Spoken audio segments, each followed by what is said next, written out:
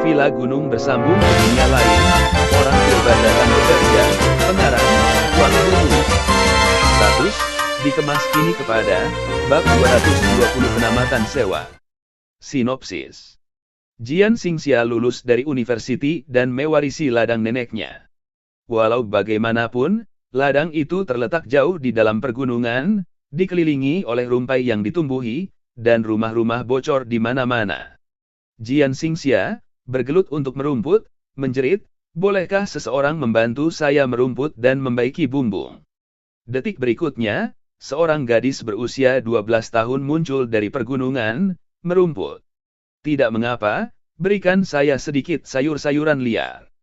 Seorang lelaki tua yang kurus, kelihatan berusia dalam lingkungan 50-an, juga tiba dengan membawa tiang bahu, membaiki bumbung dan membina dapur. "Tiada masalah bagi saya, tetapi saya tidak tahu apakah Jubin Simen ini."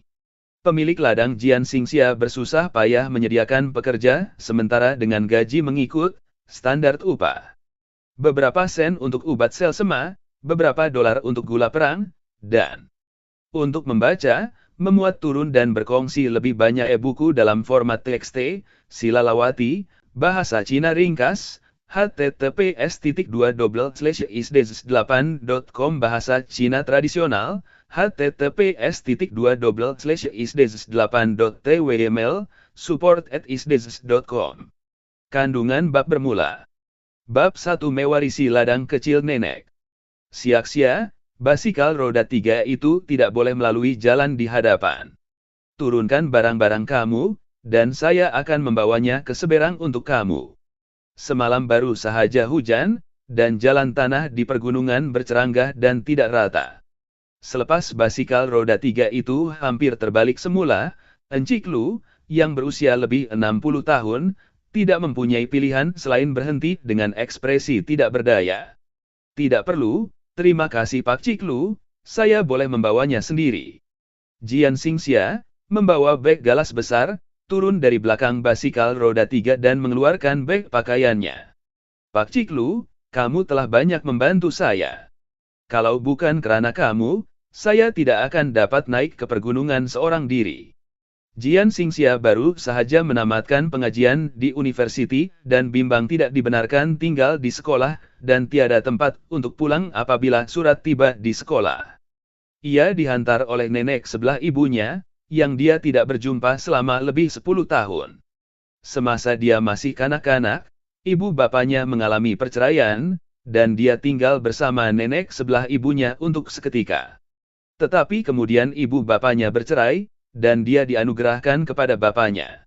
Dia berpindah ke beberapa bandar bersama bapaknya, dan secara beransur-ansur terputus hubungan dengan ibunya.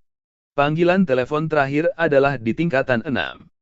Ibunya berkata dia mungkin perlu pergi dalam perjalanan perniagaan yang panjang, dan memberitahu Jian Xingxia untuk menjaga dirinya. Tetapi selepas itu, ibunya tidak menghubungi lagi. "Selepas saya masuk sekolah menengah, ayah saya berkahwin semula, dan mempunyai seorang lagi adik-beradik lelaki, yang secara tiba-tiba menambah beban keuangan kami. Ibu tiri adalah seorang yang baik, tetapi dia tidak dapat tidak menjaga anak-anak kandung yang lebih muda." Apabila Jian Xingxia pulang ke rumah untuk cuti musim sejuk tahun kedua, dia mendapati bahwa tiada lagi ruang untuknya di pangsapuri kecil 2 bilik tidur itu.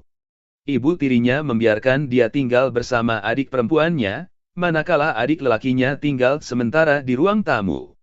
Bagaimanapun, sepanjang musim sejuk, adik lelakinya diserang 2 sel sema, yang hampir berkembang menjadi radang paru-paru.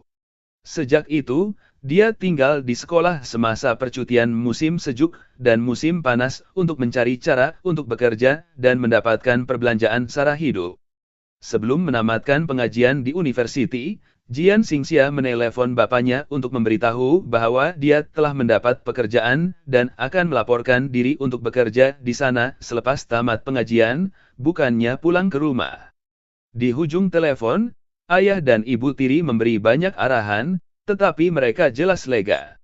Sama seperti Jian Xingxia mencari asrama dan sewa murah di merata tempat, sepucuk surat telah dihantar kepadanya. Lebih tepatnya, ia harus dipanggil wasiat.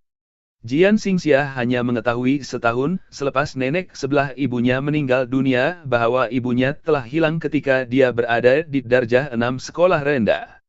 Selepas setahun mencari, Pak Ciklu dan penduduk kampung akhirnya menemui Jian Xingxia dan menyerahkan wasiat neneknya dan kunci rumah lama. Rumah lama di pergunungan tidak bernilai. Tetapi bagi Jian Xingxia, yang tidak mempunyai tempat lain untuk pergi, ia seperti tempat yang selamat. Dia akhirnya dapat mengosongkan barang-barangnya dan meninggalkan sekolah, walaupun riak muka pengawas asrama itu bermasalah. Walaupun mereka berkata mereka telah mengosongkan tempat itu, sebenarnya tidak ada banyak barang. Beg pakaian, beg galas, dan beg bahu kecil. Jian Xingxia menaiki kereta api hijau, kemudian bus,